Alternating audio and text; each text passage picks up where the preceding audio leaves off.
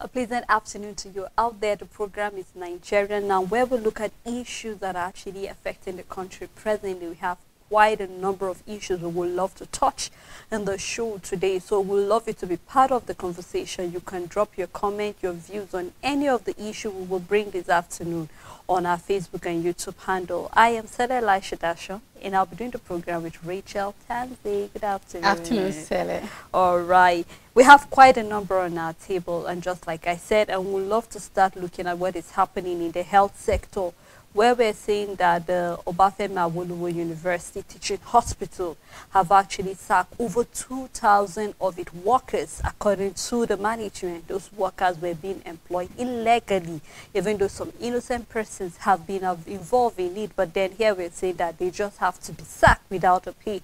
And then I think they said they are following the waiver that came in since 2022, January waiver. And then as of the ending of January this year, was when they had to relieve these workers of their responsibility. And you know, Rachel, immediately I saw this story, I just couldn't help but cast my mind back. Remember that the one we had at the Water Corporation of something similar like this, where even though that was, they said they weren't giving any no warning whatsoever was being given to them, and then they were relieved of their duties. And we're seeing here that over 2,000 workers will be relieved of their duties. And then you just can't help to wonder, who were the people who screened these workers? How did they get into the system? If you're saying that you only needed about, I think, a little over 450 health workers was what you needed at that time, and then we're saying that over 2,000 workers, I mean, I just cannot help to imagine, Rachel, how did it happen? Because I was expecting that according to the Federal Civil Service Commission, the way they should do employment, there are steps and procedures that should be followed. So you just can't help to wonder what went wrong. At what point did these people, even though some of them paid to actually get the job, which we know a lot of job racketeering has been going on for quite a number of years right now. But then you just can't help to wonder that it's exposing us that there seems to be quite a number of people who are working with the government and have been employed illegally. And I think this really calls for a lot of probe, because you shouldn't just relieve them of their duty. There should be an investigation. How did these people get into the system? For how long have they been working? Because they are taking it back to like 2022 or thereabout. Yes, so you just can't help to ask questions. How did they get to last? And they have been paid all this while. Right now, the hospital, they say they cannot even afford to pay these workers anymore. So they just have to relieve them of their duties. To get your own perspective and your own viewpoint on this issue concerning these workers, Rachel. The overall most important question, and which is the one you asked, is who did this employment in the first place? And how is it that this very corrupt person is still employed? He should be among, she should, they should, whatever team was in charge of recruitment at that time should be among these 2,000 being laid off, because this is corruption at its peak. And what it means is that as long as the people being employed, right, are not the corrupt people. Just as you said, innocent people are being affected. Somebody who was taken advantage of and had to give money for have lost their job. So who are those people that took advantage of these people, and how are they still there? Because this is it. It's exploitation, and that's already corruption on another level. You needed 450 people for a time frame, and you went ahead and then employed 2,000, over 2,000 people. Now, either you're putting them on a payroll that is not standardized, because that was what we saw for the water resources in Lagos. Yes. And these are people that you took them as part-time. Yeah, they were casual. Exactly, that is the word, casual staffs. And we know that automatically casual staffs are underpaid, because you are not fully employed. You don't get benefits. You don't get anything. So when you get those casual staffs, you make them work like any other person, and their income is nothing to write home about. And then in the end of the day, you lay them off anyhow, and however you like dispose them. And that just spells used. And I believe that this is the same thing that took place in Obafemi Awolowo teaching university teaching hospital. That is the case. You needed 450. However, you took an overload of the workload that you of the workforce that you needed, and then now that you are done, and the money you have to pay these staff that have expired, obviously because it's not a legal employment, you went over. Now you are disposing them because you've juiced them out. And this is the kind of corruption in our system that we need to deal with. And the most important question is, why are the people who employ these people still in office? Because they are supposed to go, because they are the corrupt people. We will see more of that tomorrow.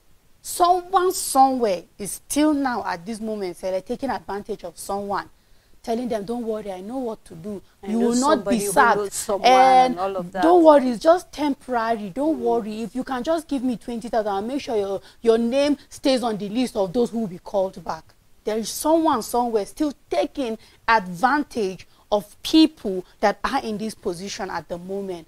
And this is where the problem for me lies, because we will not stop seeing this issue in civil service, in every kind of form of service in this country, employment, be it at the state government level or the federal government level. So I just hope that it's not just left like that. There should be investigation. There's corruption, this is job racketeering, there is bribery involved, and then there is extortion, and it just keeps showing that we are just opportunists and people are just at the detriment of the government, because you are coming to a federal teaching hospital and then you are saying, you know what, this is a legit government job. I was interviewed, I was handed probably a letter, or this was the assurance, whatever it was for these workers. Now see where they have landed, and you have kept them for this period of time. But don't worry, you will get a permanent letter. Don't worry, the board is doing something. And they've been working for these 14 months. You haven't paid them, and now you're letting them off. The word for it is nothing else than wickedness. We can't just sugarcoat it. That is wickedness in the first place, and then corruption. And both needs to be dealt with, because these are the things that are taking us backward, because there are certain things that we should get right as a country, regardless of the struggles or the up and downs we are having. Richard, it's really a pity and a sad one that even while you and I are talking here, this same issue of corruption and paying and bribery and job racketeering is still ongoing, especially in the government sectors, because, I mean, these are places people feel, after all, it's government. And you made mention of the fact that, I mean, this is the federal government, and we know how a lot of people are canvassing to work with the federal government, because you have assurance that possibly, hopefully, somehow you just get to be maintaining the system, and then you didn't see this coming, and right now you have been asked to go without even a pay. So I just cannot picture working for 14 months and then here you are being let go without anything whatsoever. So you can't just help to ask yourself, so why did I stay in that system knowing that this is what will happen? And I think this should be an eye-opener to somebody somewhere. If you know you actually paid your way into the job you're actually having presently, then you should have a second thought. Because one day is one day, you know, and then when time comes and then they start checking and then they discover that it's either you're not really employed legally or a lot of things can actually happen. Remember last year, were not followed. Very true, Rachel. Due process were not being followed, and then you just have to be let go. We know that this is not just even in the health sector, even though I know this is a very very important sector, but we've seen that even in our civil service commission, and it has been happening, where we saw ghost workers and a lot of people hiding under ghost workers. Or are you going to say those who actually somebody who is dead, and then we have you removing the person's name and then or actually using the person's file and all of this and then collecting pay. So I just hope that this has all actually exposed the way our system is really, really porous, and I hope that we'll be able to tighten all of these things so that we have the right thing being done. We saw that even recruitment, even when it comes to the army, the police, all of this thing, the custom I've heard of. I don't know if you've actually received calls from people, all these fraudsters that will tell you, you pay so money just to get a slot and all of that. is still ongoing. So we hope that the government will actually, you know, clean the system up properly, so that it will be very, very difficult for somebody to take advantage of people and take them to pay their money into job opportunities. Now we know that tomorrow is the D-Day we'll be having the by-elections. Or the rerun, however we'll call it, and this is going to be taking place in 26 states. Hopefully it happened like the states that actually had the gubernatorial election are the states again that are having the rerun. And then here we're seeing that their security has been very tight. The IGP is saying that there will be no movement starting from 12 a.m. down to 6 p.m. tomorrow, except for people who are actually emergency workers, such as the INEC officials, the media, and any other person that his or her services will be needed, essentially. But then there is a concern, and I remember you and I think we touched it a bit on the fact that they might or they will be voter apathy, because that is what it looks like. A lot of people just said, I mean, the INEC will give who they feel they will give. I mean, why should I even go waste my time? And I think that should just be an opportunity. I made mention, I said, this is a duty. So this is not whether you want to or you don't want to. It's a duty you owe your country, your state, to actually go out there, so that just in case if the person or he or she did not perform well, you actually have the guts to call the person back and say, actually, I actually voted for you, and they are not doing the right thing, so I can call you back. We saw that issue in Plateau State, which is very peculiar, where we saw that the People Democratic Party was not being captured on the ballot paper, and so it just seems as if they will not be participating for the election. So or somehow I do not know what INEC have to say concerning the fact that they removed that party, and then we saw other minor parties being captured. But then never aside, right now, this is going to just be a word out there for voters, because I think the IGP have said, if you are planning to do anything that you know is not right, be careful. And I don't think anybody's life is worth risking so that you go out there and then cause a nuisance. But I think that this should be a call for a lot of Nigerians tomorrow that will be participating in this rerun or by-election tomorrow to be very, very vigilant, and then also to turn out. I think that's important, because we've been having issue of voter apathy for as long as I can remember, Rachel. It seems every year we are having an election, the numbers keep dropping, and then you just cannot help to wonder what really is the problem. Is it that we are not having voter education enough? Are we not having enough awareness being raised? What really is it that this party did not do enough campaign, that, you know, their followers or supporters do not feel they need to go? You just cannot help to ask what really is the problem. Why do we always have this voter apathy coming up for every election that we conduct in the country? You know, Stella, even before recent development concerning PDP not reflecting on the ballot papers for Plateau State, we already predicted that there will be voters apathy this election. The reason being, there are only a few very patriotic Nigerians at the moment, before the recent happening, that are, you know what, come what may, my vote will count, regardless of the disappointment, regardless of how I feel. If I sit down, nobody will. We had a few number that were saying, okay, you know what, we will go out to vote, regardless of not being sure of INEC, regardless of the disappointment and all of that. And then now, we are now having certain parties not reflecting on the ballot paper. Now, it automatically cuts the previous number into half. That's for sure. That's definitely, because it's just more and more faith lost in INEC. And I believe that that's just what it means. Because regardless, there was no clear explanation and stamp on an agreement. It came as a surprise to every electorate. And this is very wrong on INEC side. I need to know as an electorate before election why a certain party is not on the paper, because it could be my party. But there was no enough information. Everybody is depending on third-party information, hearsays, speculations, and assumption. But we are supposed to have fully from INEC clearly stated out reasons why the People Democratic Party is not represented on the ballot paper for Plateau State. In the case of Ebonyi, we saw they rejected the PDP candidate. It's understood. The people of the know why. These are all prior. It's not that PDP will not be on the ballot paper, but they have rejected the candidate perhaps due to some investigation and even due process that is supposed to have been done earlier before now. Exactly, so because that is what is supposed to be expected.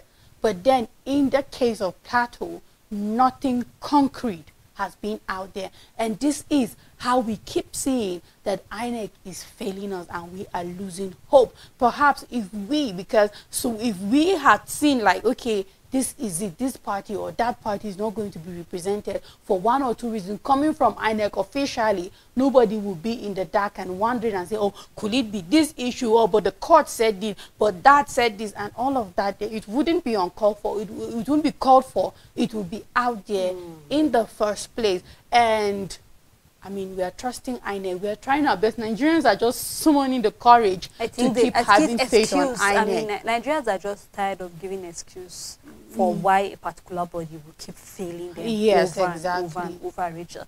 Because, I mean, you made mention, there was no concrete reason. They're looking at the time frame. I mean, it was too short for people to actually call back. I mean, that was just yesterday. So, in between yesterday and today. And, you know, a lot of Nigerians were also, okay, what happened to the previous ballot papers that had all the parties? What happened? Don't you have where you print this thing out? Do you have to make it a fair?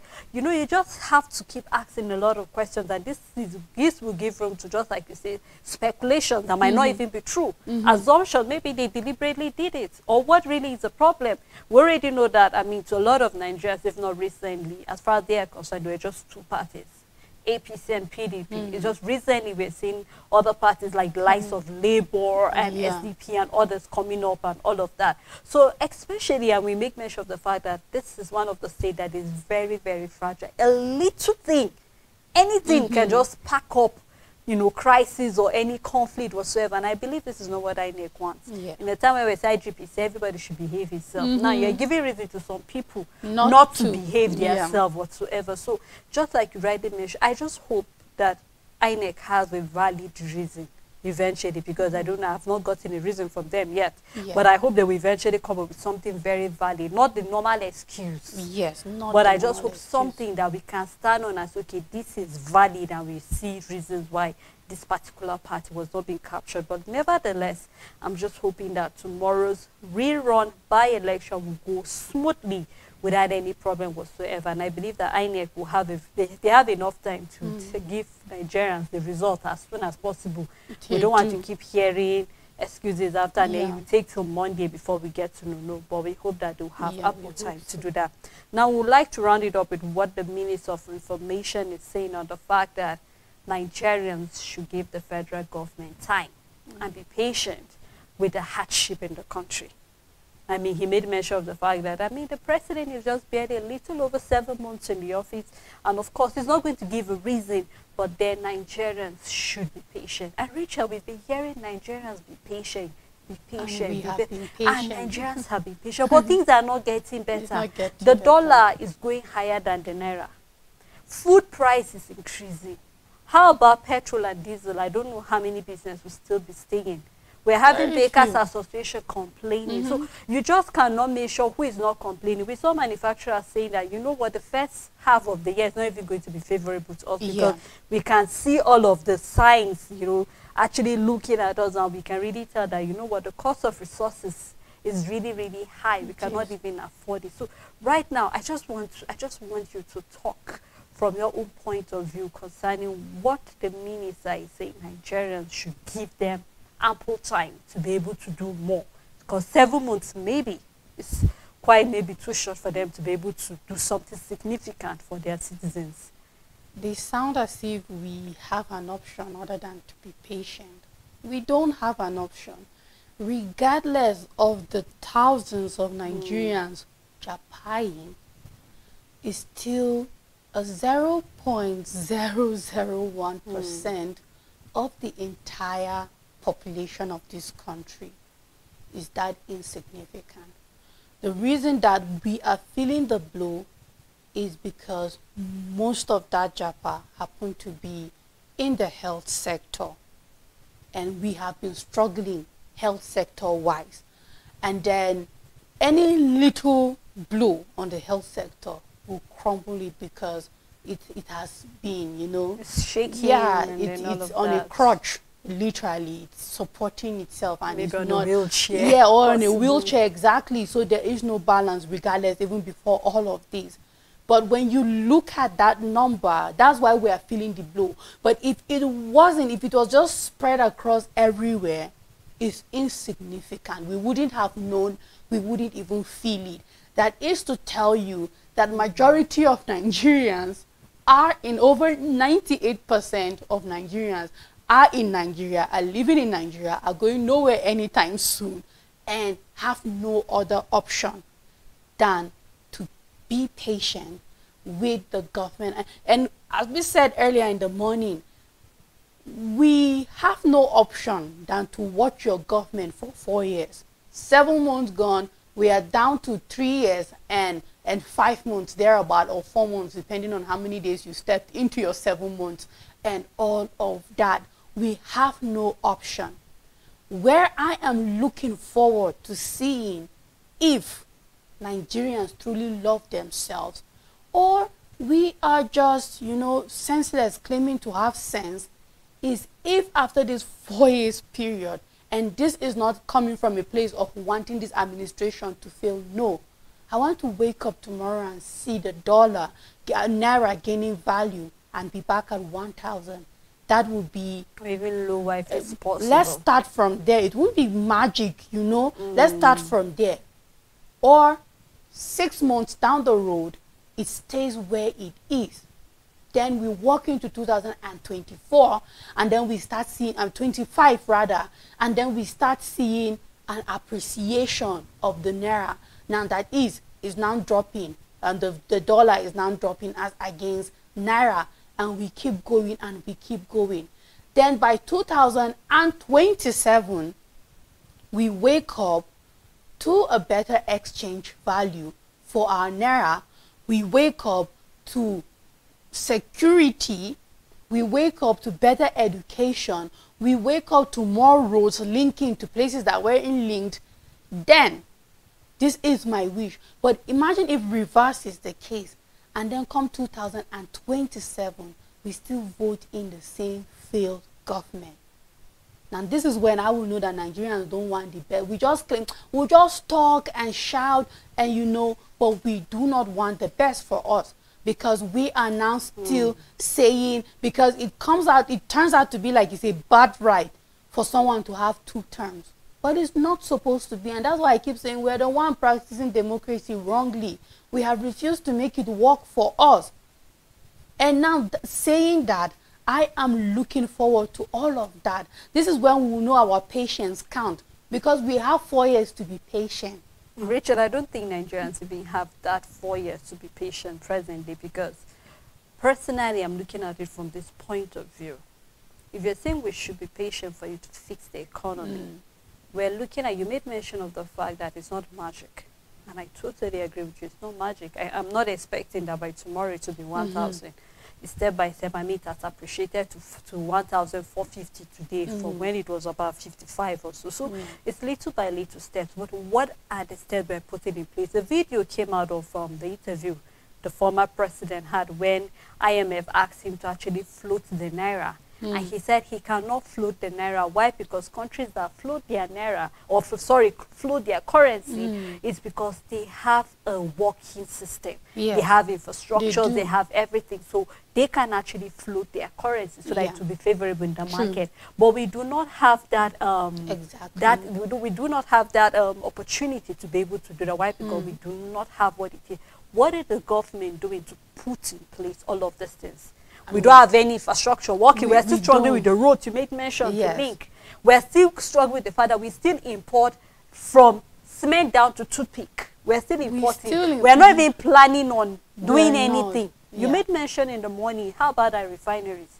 We're not talking about building from the scratch. We're talking about working on them. Those are already present here. What can we do? We're still talking about Jakarta steel mines. What are we doing about that? And so we can measure quite a number of industries, Rachel, that the government is not even doing anything for Nigerians to say, you know what, let's be patient. They're already putting things in place. And we know that eventually everything will start working well. I'll be able to travel from my village down to the city because I am a farmer and I know that I can have easy access to sell my goods. And you know, Sele, everything you just mentioned is all around production. True. And we are still consuming. And you keep, every time on the show, you keep me laying emphasis on the fact that we need to keep oil at the site. We are an oil producing country, but we are not independent. We are under OPEC. And OPEC says you must trade your crude oil with the dollar. If only, for example, Sele, we were trading crude oil with Naira, then Naira will be needed. And for that reason, we'll have a better exchange value. But we are not trading anything. We are just consuming. And we know we use SWIFT. So China is bringing our product. We are not buying with yen. We are buying with dollar. Ukraine is bringing wheat to us. We are not buying wheat, their currency. We are buying with, exactly. Now, until we get to the point, and that's why I keep saying that in everything that we do, be it security, be it health, the Nigerian government, and this is where we get emotional as citizens, the Nigerian government knows exactly, Sele, exactly what needs to be done to turn certain things. And it's not a doom prediction, but no matter the backlogs, the amount of backlogs the CBN will pay off is not going to appreciate the dollar. Because it's not the first time we're paying backlog. It's not the first time we're trying floating. It didn't work. What makes you think it will work now? When the real thing that is supposed to be done, I keep saying we have a government that will be beating around the bush. Round in cycles. This is the solution, you know. But no, you beat around the bush and still come back to the old ways that didn't work for you. So let the Nigerian government wake up, Sele, and do the. We need to be a production country than a consuming country. All we do now is consume, and whether we like it or not, we are going to keep seeing more free falls. Well, I hope Rachel will not be like the Israelites back then, that instead of spending 40 days, spend 40 years. Why? Because we are stubborn now. We keep going round in cycle. Well, thank you so much for doing the program. You're welcome, Taylor. And thank you to our viewers and also our supporters for keeping a date with us on Nigeria Now. Not to be coming away again next week. To have a blessed weekend ahead.